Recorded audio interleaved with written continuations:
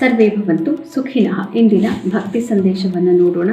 ಯೋಗ ಸನ್ಯಸ್ತ ಕರ್ಮಾಣಂ ಜ್ಞಾನ ಸಂಚಿನ್ನ ಸಂಶಯಂ ಆತ್ಮವಂತಂ ನ ಕರ್ಮಾಣಿ ನಿಬಧ್ನಂತಿ ಧನಂಜಯ. ಓ ಧನಂಜಯನೇ, ಯೋಗದಲ್ಲಿ ಸಂಪೂರ್ಣವಾಗಿ ತನ್ನನ್ನು ತಾನು ತೊಡಗಿಸಿಕೊಂಡಿರುವಂಥವನು ಮತ್ತು ಜ್ಞಾನದಿಂದ ತನ್ನ ಎಲ್ಲ ಸಂಶಯಗಳನ್ನು ಪರಿಹರಿಸಿಕೊಳ್ಳಲಿಕ್ಕೆ ಶ್ರದ್ಧೆಯಿಂದ ಇರುವವನು. ಇಂತಹವನನ್ನು ಅವನು ಏನೇ ಮಾಡಿದರೂ ಕೂಡ ಅವನನ್ನು ಕರ್ಮ ಅನ್ನೋದು ಬಂಧಿಸೋದಿಲ್ಲ ಧನಂಜಯ ಅಂತ ಹೇಳ್ತಾ ಇದ್ದಾನೆ. ಅಂದರೆ ನಾವು ಜ್ಞಾನದಲ್ಲಿ ಭಗವಂತನ ಸಮರ್ಪಣ ರೂಪಕವಾಗಿ ಕೆಲಸಗಳನ್ನು ಮಾಡಿದರೆ ನಮಗೆ ಯಾವುದೇ ರೀತಿಯ ಕರ್ಮ ಲೇಪ ಇರೋದಿಲ್ಲ. ನಾವು ಏನೇ ಮಾಡಿದರೂ ಭಗವಂತನಿಗೆ ಸಮರ್ಪಣೆ ಮಾಡಿ ಕೆಲಸ ಮಾಡೋದ್ರಿಂದ ಯಾವ ಕರ್ಮ ಲೇಪವು ನಮಗೆ ಬಾಧವೇ ಪ್ರಾಪ್ತಿ ಆಗೋದಿಲ್ಲ. ಇಂದು ಶ್ರೀ ವಿಶ್ವಾವಸು ನಾಮ ಸಂವತ್ಸರೆ ಉತ್ತರಾಯಣೆ ಶಿಶಿರ ಋತುವು ಮಾಘ ಮಾಸೆ ಶುಕ್ಲ ಪಕ್ಷೆ. ಇಂದು 28ನೇ ತಾರೀಕು ಬುಧವಾರ ಮತ್ತು ಇಂದು ದಶಮಿ ತಿಥಿ ಹಾಗೂ ಇಂದು ಕೃತಿಕಾ ನಕ್ಷತ್ರ. ಇಂದಿನ ಭವಿಷ್ಯವನ್ನು ನೋಡೋಣ. ಕೃತಿಕಾ ನಕ್ಷತ್ರದ ಅಧಿಪತಿ ರವಿ ಆಗಿರೋದ್ರಿಂದ ಇಂದು ಎಲ್ಲರಿಗೂ ನನ್ನದು ನಡಿಬೇಕು ಅನ್ನುವಂತಹ ಒಂದು ಧೋರಣೆ ಇರಬಹುದು. ಅಹಂಕಾರ ಕೆಲಸದ ಮಧ್ಯದಲ್ಲಿ ಬಂದು ಎಲ್ಲವನ್ನು ಹಾಳು ಮಾಡದಂತೆ ನೋಡ್ಕೊಳ್ಳೋದು ನಮ್ಮ ಜವಾಬ್ದಾರಿ ಇವತ್ತು. ಮೇಷರಾಶಿಯವರಿಗೆ ನಿಮ್ಮ ಮನೆಯ ವ್ಯವಹಾರಗಳ ಬಗ್ಗೆ, ಸಂಸಾರದಲ್ಲಿ ಒಳಗಡೆ ಏನು ನಡೀತಾ ಇದೆ, ನಿಮ್ಮ ಪಾತ್ರ ಏನು, ನೀವು ಏನನ್ನ ಮಾಡಬೇಕಾಗಿ ಬರಬಹುದು, ಯಾವ ರೀತಿಯಲ್ಲಿ ನಿಮ್ಮ ಸಂಸಾರವನ್ನು ನೀವು ಭದ್ರವಾಗಿ ನೋಡ್ಕೋಬಹುದು ಅನ್ನೋ ವಿಚಾರಗಳಲ್ಲಿ ಇವತ್ತು ನೀವು ದಿನವನ್ನ ಕಳೀತೀರಿ. ವೃಷಭ ರಾಶಿಯವರಿಗೆ ಹಿಂದಿನ 2-3 ದಿನಗಳಲ್ಲಿದ್ದಂತಹ ಮನಸ್ಸಿನ ಬೇಗೆಗಳೆಲ್ಲ ಇವತ್ತು ಬಗೆಹರಿದಿದೆ. ಮನಸ್ಸಿನ ನಿಮಗೆ ಯೋಚನೆಗಳು ಏನಿತ್ತು ಅದೆಲ್ಲವೂ ಕೂಡ ಇಂದು ಸ್ವಲ್ಪ ಬಗೆಹರಿಯುತ್ತೆ. ಮುಂದಿನ ಮಾರ್ಗದರ್ಶನ, ಮುಂದೆ ಏನು ಮಾಡಬೇಕು ಅನ್ನೋಂತಹ ಮಾರ್ಗದರ್ಶನ ಪ್ರಾಪ್ತಿಯಾಗುತ್ತೆ.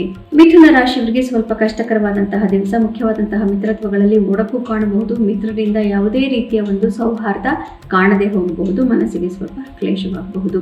ಕರ್ಕ ರಾಶಿಯವರಿಗೆ ಉತ್ತಮವಾದಂತಹ ದಿವಸ. ಇಷ್ಟಾರ್ಥ ಸಿದ್ಧಿ, ಮನಸ್ಸಿಗೆ ನೆಮ್ಮದಿ, ಮಿತ್ರರಿಂದ ಗುಂಪುಗಳಿಂದ ಧನ ಲಾಭ.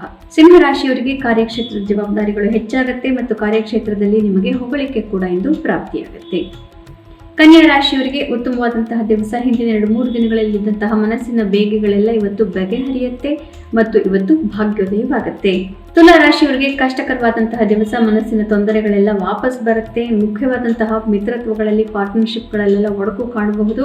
ಮನಸ್ಸಿಗೆ ಇವತ್ತು ನಿಮ್ಮ ಪ್ರೀತಿ ಪಾತ್ರರಿಂದ ಯಾವುದೇ ರೀತಿಯ ಸಹಕಾರ ಪ್ರಾಪ್ತಿಯಾಗದೆ ಡಿಪ್ರೆಸಿವ್ ಥಾಟ್ಸ್ ಬರಬಹುದು.